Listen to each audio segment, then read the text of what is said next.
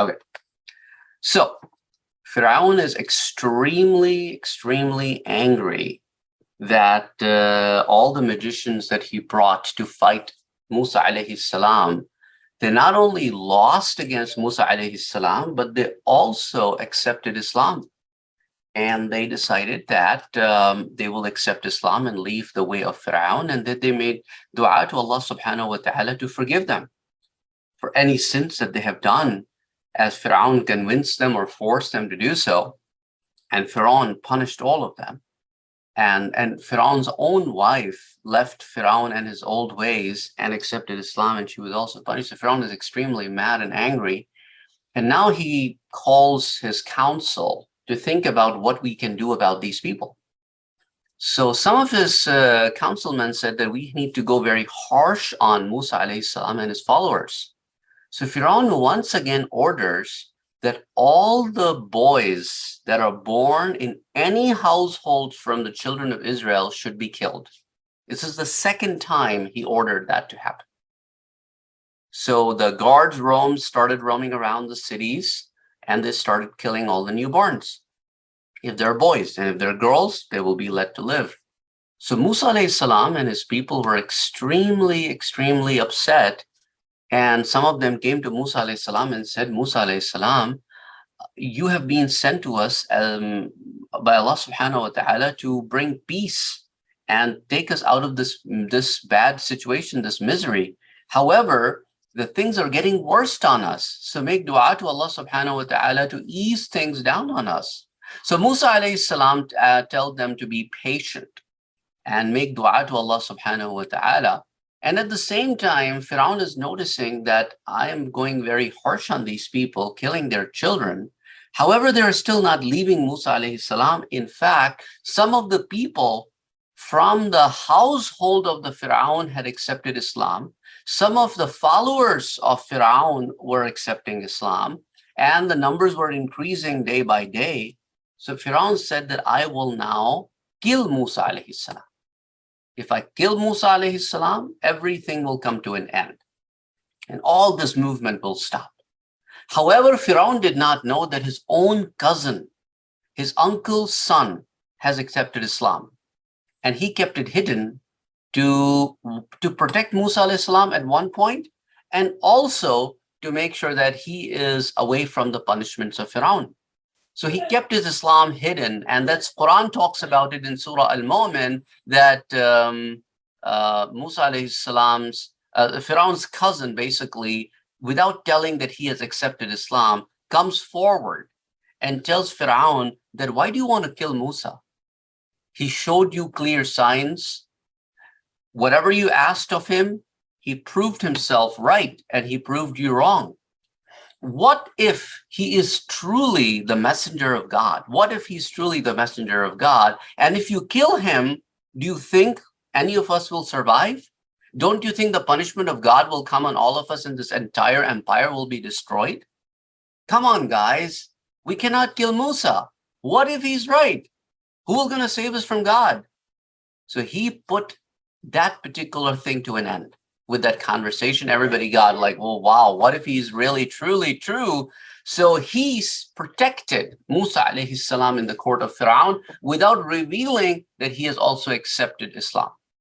So that's how Firaun said, yeah, we should not kill him. But Firaun did not stop his bad behavior towards the people of children of Israel. So Musa alayhi salam made dua to Allah subhanahu wa ta'ala and said, oh Allah, you gave him all this wealth. He has all the things that you can imagine in this life, and he is using this against us.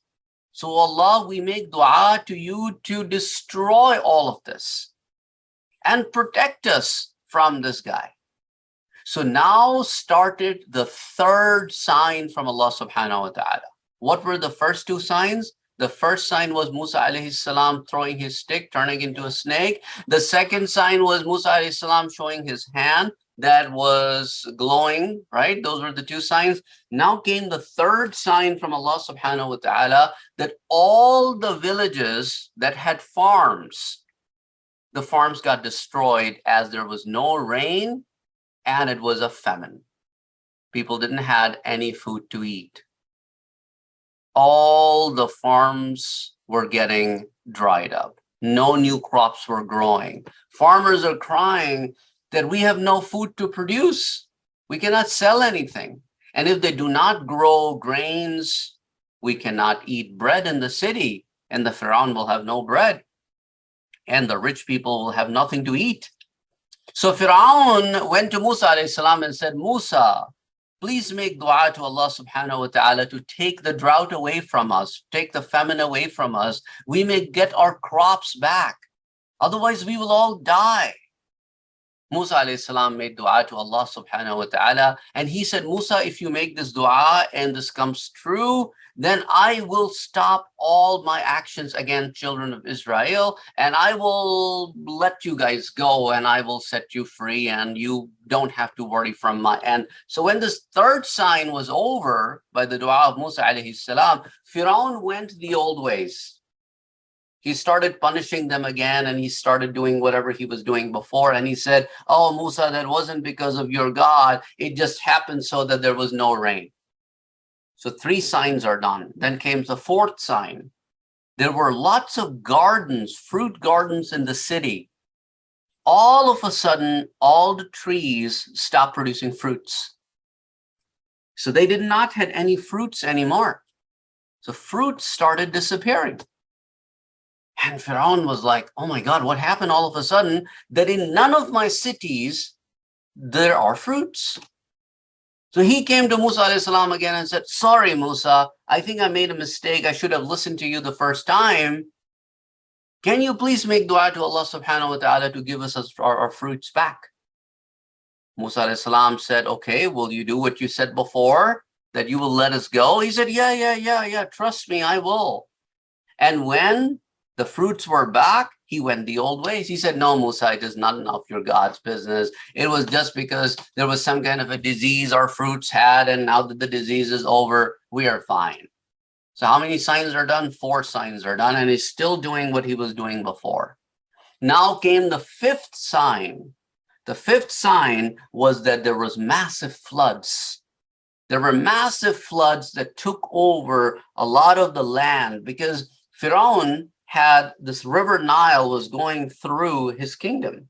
So when the river Nile started flooding, it started destroying, because a lot of the people would live around the bank of the river Nile, and all their villages were getting wiped out, and all their crops were getting destroyed because of excessive flood. People were dying, and the flood was not stopping. So he said to Musa alayhi salam, please make dua to Allah to stop the floods. Please. And again, the 5th time, he saw the 5th sign, and again, Musa alayhi salam made the dua, and he then did not live up to his words. After the floods were over, he went the old ways. Then Allah subhanahu wa ta'ala sent him the 6th sign, which was the jarad, which were the bugs that came in billions and took over all the farms. They took over everything that you can eat, and they destroyed all the farms and all the corpses and all cropses and all the fruits. They were just everywhere, bugs of different kinds. There were mosquitoes, there were different kinds of other bugs that were just coming, and they were coming in like billions. And the whole empire were devastated by this. And Pharaoh said, Musa, please, one last time, make dua. And this lasted for 7 days. Musa alayhi salam made the dua, and all the bugs were gone. And Pharaoh again went the old ways. See how many chances Allah is giving this guy. How many chances? Already he has seen 6 signs. Now comes the 7th sign, that, you know, these lice that you get in the head, you know, they start getting lices in their heads, in their clothes. It will be just scratchy all the time. And they had and only the Pharaoh and his followers got this disease of lice. And then again, he asked Musa alayhi salam to make dua, and even that was over. Then came the frog problem. Allah subhanahu wa ta'ala, when Fir'aun went back the old ways, sent a lot of frogs. Anytime they would start eating something, a frog would jump in. Anytime they will start drinking something, a frog will pop out. There will be frogs all over their houses. And only the Fir'aun and his people were getting affected by it. And Musa alayhi salam and his people were perfectly fine. They did not have any of these problems. They were not facing the problems that these guys were facing. Only their households were getting affected. There were frogs everywhere jumping around. They're trying to sleep and the frog will jump on the bed. They're trying to sleep, they're trying to wear clothes. They take out the clothes and the frog will jump out from a cloth. So they were going like crazy. It's like, how can so many frogs are everywhere in the palace? Everywhere we go, there are frogs. And again, this was the 8th sign. Musa alayhi salam made the dua to Allah subhanahu wa ta'ala, and the dhufda, or the frogs, went away. Then came the final, the last sign, because Allah subhanahu wa ta'ala gave him 9 chances. What were the 8 signs so far? We have the stick of Musa alayhi salam, the hand of Musa alayhi salam, the famine that destroyed all the farms, and then we had fruits vanishing, right? We had flood, 5, and then we had these locusts coming all over and destroying all the fields. That was the 6th sign. The 7th one was the lice, and the 8th one was the frog. Now came the 9th one. The 9th one was of the blood. Blood. Everywhere they would go and start drinking anything, they will turn to blood. But this would only happen if you are a follower of Fir'aun. So on the same table, if a follower of a Fir'aun would sit and eat and drink, and a follower of Musa alayhi salam would eat and drink, the Musa alayhi salam person pours in a water, it stays water when he puts in his mouth. But when the follower of a Fir'aun pours, it's water. But as soon as he drinks, it turns into blood. As soon as it enters his mouth, it turns into blood. And they were going like, how is it possible? They will ask children of Israel to pour the water for them because they were their servants. The children of Israel, somebody from children of Israel will pour the water for them. And they're like, oh my God, yes, this is water. As soon as they will try to drink it, it'll turn into blood. If they give it back to that guy who's a follower of Musa alayhi salam, it'll turn back to water. And they were going, what is going on? How is this possible? That whatever we touch turns that way. So then Fir'aun came to Musa alayhi salam and said to Musa alayhi salam, please Musa, make dua to Allah subhanahu wa ta'ala that he may free us from all these things. See, you guys are protected and only we are affected. That means it's coming from your God. Your God is protecting you and not us. So Musa alayhi salam made the dua, and this also went away, and Fir'aun and his followers started enjoying the worldly life again. But this time, things were over. You know, they were dying of thirst for all these days that they were in the punishment, because whatever they would drink, water or juice or whatever, that would turn to blood. They just could not drink anything. So of course, that lasted a few days, 2-3 days, whatever was the day time frame, and then it was all over. But then they went the old ways. But when they went the old ways, this time Allah subhanahu wa ta'ala ordered Musa alayhi salam that this guy will not going to accept. He will not going to let you guys go. You have given him enough chances. It is time for you guys to leave his kingdom and go somewhere else. So Musa alayhi salam ordered all the children of Israel to leave. And they all left overnight. And then they reached the bank of the waters. Now, these signs, when they came, they lasted different days. Some signs lasted a season. Some signs must have lasted a few days. Some signs lasted a week. We don't really know exactly how each one of the signs, how long it lasted, but they all lasted a different time frame.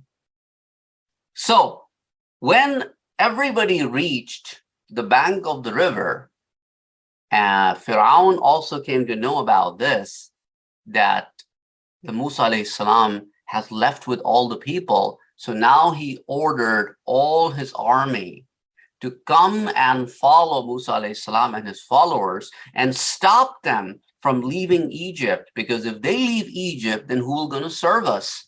Because they were serving us. So Firaun now starts coming up with his massive army against Musa alayhi salam. And now Musa alayhi salam is standing with his followers at the bank of the river, and his followers, the children of Israel, are now telling Musa alayhi salam, look over there, Firaun and his army are coming. They will reach here in no time. What should we do? If we go back, the army will kill us. If we go forward, the water will drown us. We don't have any boats. We don't have any ships. What are we going to do? Jibreel alayhi salam came to Musa alayhi salam and said, Musa, put your stick on the ground and hit hard with it. Musa alayhi salam did that. And in the water, Allah subhanahu wa ta'ala parted the water in 12 different paths were created, one for each of the tribes, because there were 12 tribes. And they all walked through the water. Think about it. You are walking through the water, and on both sides, you can see the water wall standing. You can see the fish swimming in the water, and you are walking right in between. You probably might have gone to a shed aquarium where you would have seen that you can see on the other side of the glass, there's water, and then there are fishes swimming, right? That's exactly how they went past on the other side. What a sight, right? What a thing to look at. And then everybody from the children of Israel went past the other side, and Firaun with his army said, oh, I want my army to be divided among different groups and follow each path, and do not let these guys escape. And I will also go on one of the paths. So he and his army also entered the paths. And when they entered the paths, the water closed on them. The water closed on them, and then they were all drowned. As soon as they were getting drowned, Firaun said, oh, I accept Allah, I accept you as my God. I believe in Moses and Aaron. Allah knew that he is not believing. He just wants to come out of this, just like he decided to come out of the previous signs. So Allah subhanahu wa ta'ala tells him that I'm going to make you a sign. Of course, he can't hear those words, but Allah subhanahu wa ta'ala tells us in the Quran, that I said that I will make him a sign for the people who will come after him to see that how I punish those who do not listen. And then his body floated on the surface of the water. They pulled him out of the water. Of course, he died.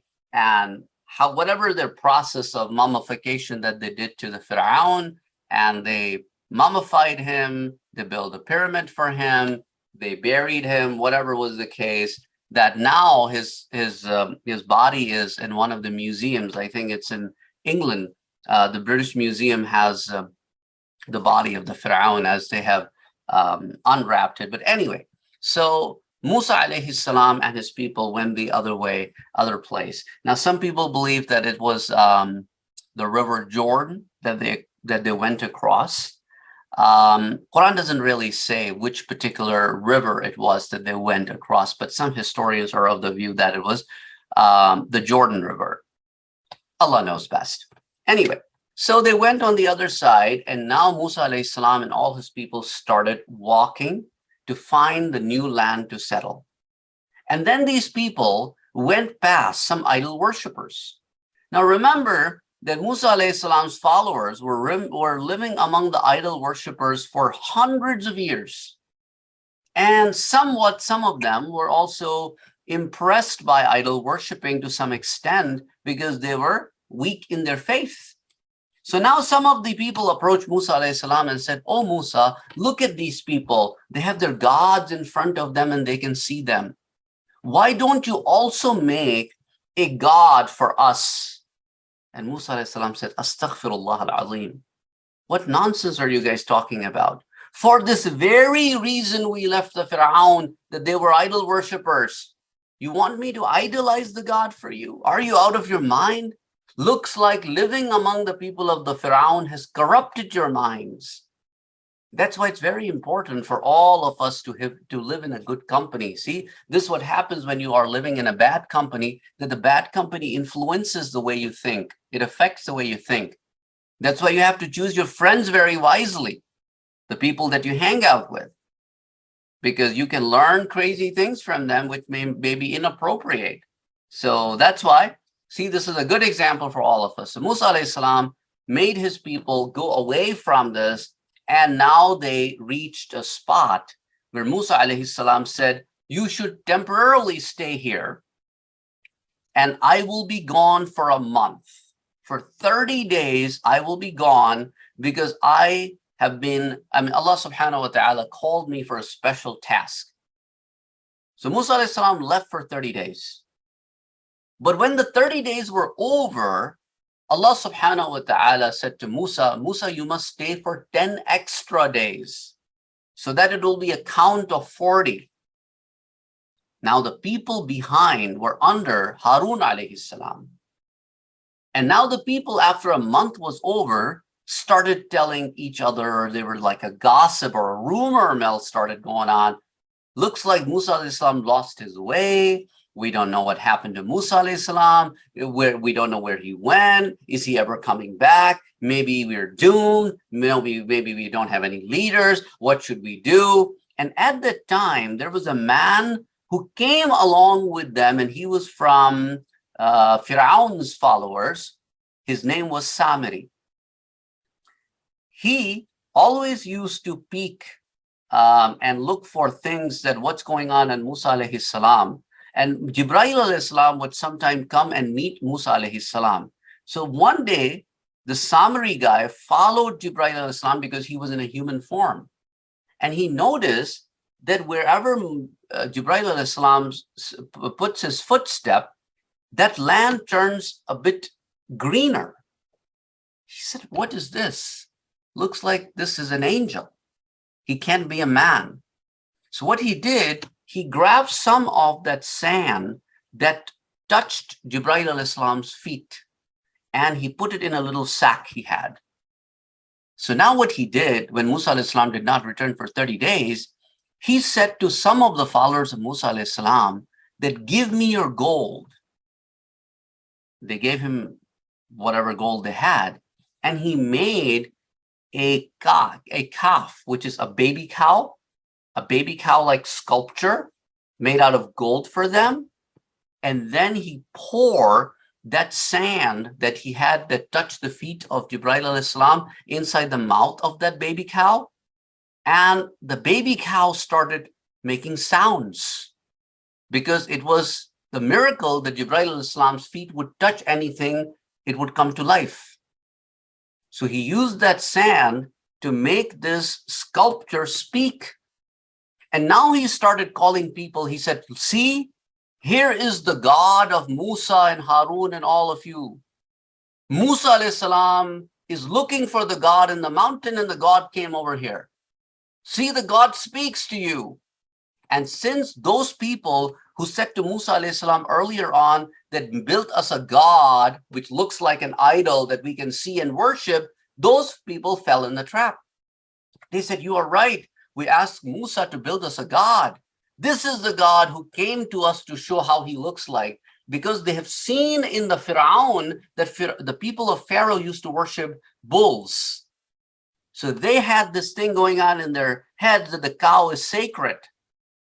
So they started worshiping the cow. Harun alayhi salam said, you should not worship a cow. This is an idol. You must worship only Allah subhanahu wa ta'ala. And they refused to listen to Harun alayhi salam. And some of them said, Harun, if you come between us and our God, we will hurt you. We will harm you. And Harun alayhi salam did his best to stop these guys from doing idol worshiping. And some of them said, Lan abraha alayhi. We will not stop doing what we are doing hatta until Musa alayhi salam comes back to us. And Harun alayhi salam is in a very bad spot at this point, and everybody is waiting for Musa alayhi salam to return, as nobody is willing to listen to Harun alayhi salam. So anyway, it's 11:58. We will stop here, and next time we will continue as to what happens on the return of Musa alayhi salam. So I will go back to